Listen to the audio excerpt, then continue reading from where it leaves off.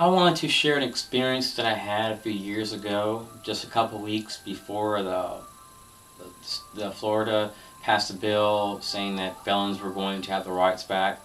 Well, we know the majority of felons didn't get the restoration of rights. Many did, but the majority did not. So it prevents people from having a job like a nail technician, from being a barber, from pretty much having any type of occupational license.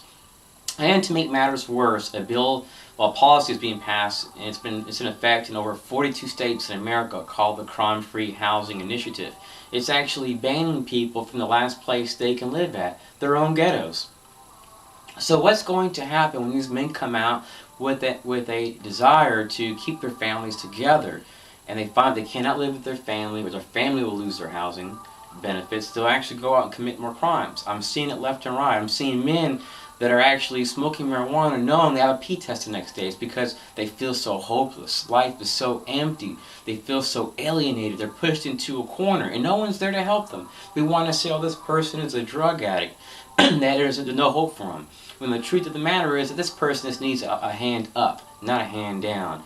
He does not need to be thrown into a prison where the state and its employees can make $30,000 to $40,000 a year off this individual that wouldn't even make $11,000 after taxes. You know, how many people do we know that cut grass for the city while they're in a blue uniform, but can actually cut it when they get out? So we were actually declaring that we are a Christian nation. We have a lot of representatives. I've talked to quite a few.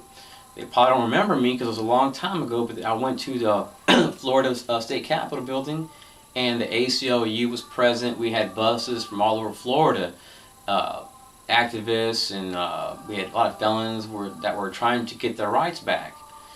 And I spoke to some of the representatives in the Capitol building, and I was saying, look, are you a Christian? And they're like, yes.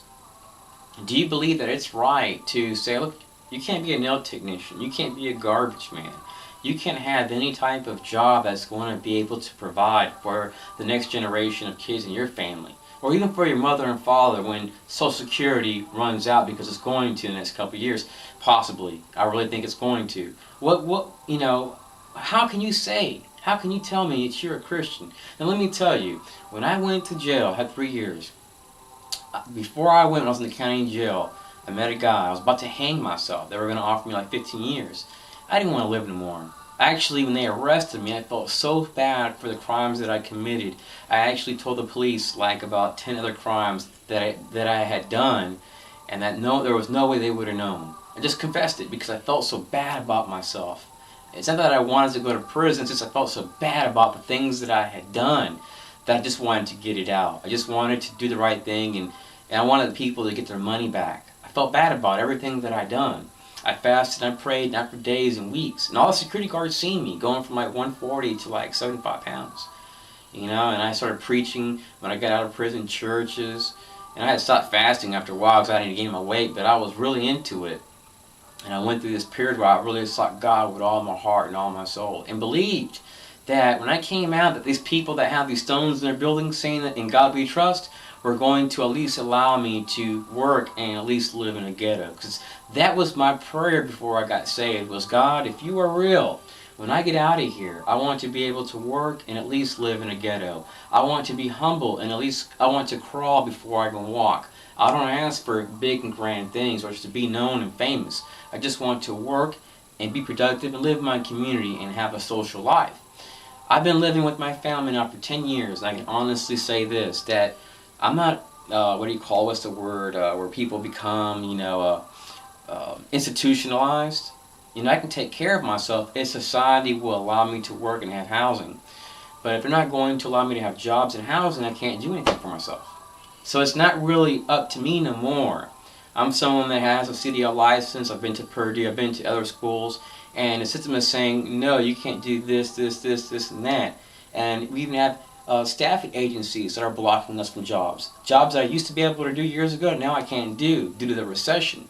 Staffing agencies are blocking ex-felons. Even the DAC is blocking ex-felons from having jobs. But they can own a truck and get insurance and drive the truck if they have like 50, 60 grand to buy the truck, or have someone to finance it for them. Just like an apartment. I can go out and get me an apartment in a crime-free housing area, apartment low-income building, but I can buy it with cash if I had it, but I can't actually rent it out. So that goes to show you that in America we actually promote discrimination, intolerance towards other people by not giving them a chance to be productive and live in their community. Say no to terrorism, say no to inequality. We all have the right to live here.